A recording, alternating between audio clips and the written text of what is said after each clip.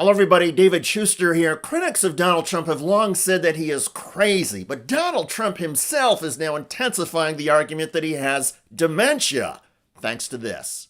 Well, President Trump says he wants to reopen the notorious Alcatraz prison off the coast of California to house America's worst of the worst. Keep in mind that one of the key signs of dementia is the inability to remember things or find the right word. And it's long been a symbol, Alcatraz, of whatever it is. It's a sad symbol, whatever it is. Come on, Mr. President. You know, it's a sad symbol, but it's a symbol of law and order. And, it's got quite a history, frankly. So I think we're going to do that, and we're looking at it right now. Another indicator of dementia is the suspension of reality. White House staff say that they didn't have any plans about Alcatraz or even consider it until Donald Trump mentioned it this weekend. And even Fox News says the idea that it would be somehow inexpensive or easy to do is insane. Alcatraz, pretty forbidding, frigid place. Housed Al Capone, Machine Gun Kelly, Mickey Cohen, but it'd have to be rebuilt almost entirely. It's so outdated and crumbling. And here's the important part. It has landmark status. So there would be an avalanche of lawsuits that would probably tie it up for years. In other words, Alcatraz is not going to be reopened, even if Donald Trump somehow loves the idea because of a movie that he watched over the weekend. Another sign of dementia is confusion, as in not understanding or not remembering what your job is. President Trump, who told an interviewer that he doesn't know if he's required to uphold the Constitution. Don't you need to uphold the Constitution of the United States as president? I don't know.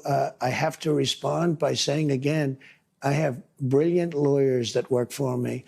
Less than 4 months ago, Donald Trump took the presidential oath of office from one of the highest profile lawyers in the United States, the U.S. Supreme Court Chief Justice, and Trump made this pledge.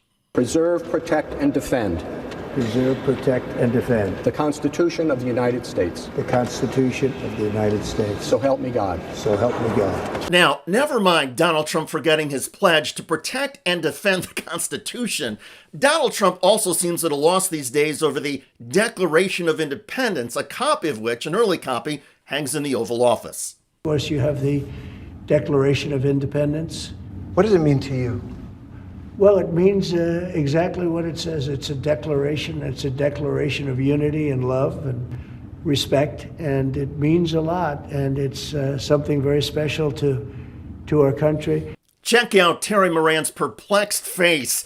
You see, the Declaration of Independence is not a declaration of unity and love and respect. It lists 27 specific complaints against King George III and the British government. The colonists in the 13 colonies used the Declaration as a rallying cry to fight and kill British troops during the Revolutionary War. Now, another sign of dementia, aside from forgetting things and memory loss, is repetition. And over the past several weeks, Donald Trump has repeatedly obsessed and bashed the Wall Street Journal, and he did it again over the weekend on Air Force One. Who are you with? The Wall Street Journal. That's right. Well, you people treat us so badly. Wall Street Journal has truly gone to hell. Go ahead. It's a rotten newspaper. You hear me? What I said? It's a rotten newspaper. Are there any updates and talks with I wouldn't tell the Wall Street Journal because it'd be wasting my time. There are talks, but I don't want to talk to the Wall Street Journal. But look, Wall Street Journal is China-oriented, and they're really bad for this country. Now, to be fair, Donald Trump is not the only member of his administration to say or do things that sound nutty, or to lose some perspective, or to abandon reality. Attorney General Pam Bondi has made some claims about the administration preventing fentanyl deaths. Since Donald Trump has been in office, DEA has seized over 21 million fentanyl pills. That's 21 million lives saved, in my opinion. 21 million pills means 21 million deaths? Keep in mind that last year, the total number of deaths from fentanyl, while horrible in the United States, was 70,000. But just in the first 4 months of the Trump administration, the administration has saved 21 million lives? Pam Bondi corrected herself 2 days later.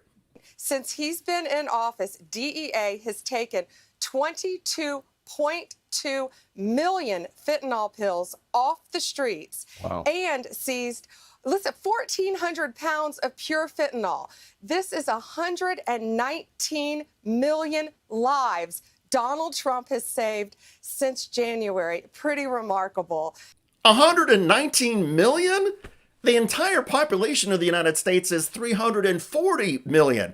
So Bondi is saying that the Trump administration saved 1 out of every 3 Americans.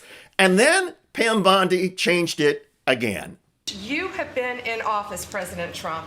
Your DOJ agencies have seized more than 22 million fentanyl pills, 3,400 kilos of fentanyl since you've been your last 100 days, which saved, are you ready for this, media? 258 million lives. The Trump administration has saved 258 million lives. In just 4 months, 2 out of every 3 Americans have had their lives saved by the Trump administration. That's the level of insanity and craziness that surrounds Donald Trump. But of course, the dementia and the wild claims all starts with Trump himself. And one of the things that is another sign of dementia, at least seems to be another sign of dementia, is when older people tend to watch a lot of Fox News and don't really have any judgment to separate fact from fiction. Well, we know Donald Trump is watching Fox News, and we know that he was watching when Karl Rove criticized Trump for posting an image of himself, Trump, as the Pope. You know, just tweeting out a picture of you as the Pope is deeply offensive to a great many people. Rove also criticized Trump in the Abrego Garcia case. Going out there and saying, for example, this guy from Maryland, I don't know whether he's a good guy or a bad guy. I don't know if he's a gang member or not.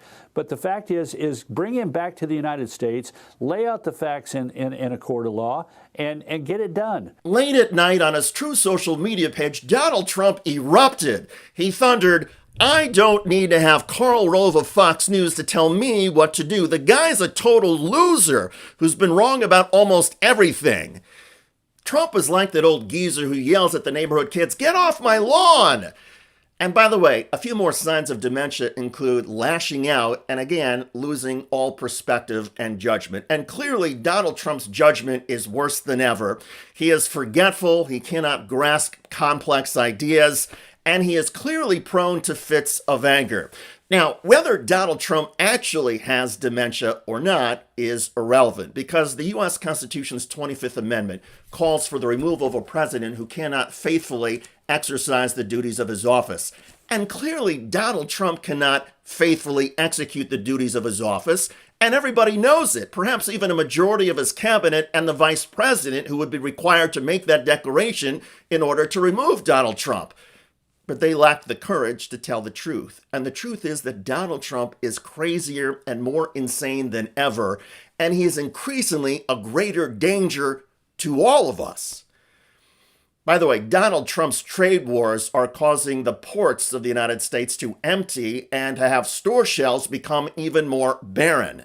What we're seeing now is that cargo coming in from Asia will be down by about 35% until we get some semblance or signals that trade deals are on the way. Gene Soroka is the Port of LA executive director. We only have 7 ships in port today. Normally on a Wednesday, you'd see 12 to 14 vessels. The worst case scenario is less choice on store shelves and online buying. Prices spike and families are really becoming tighter with their budgets.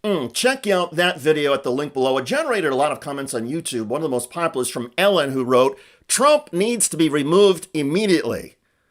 I hear ya. I look forward to reading your comments about Donald Trump seemingly suffering even more now from dementia. I'm David Schuster. Thanks for joining us.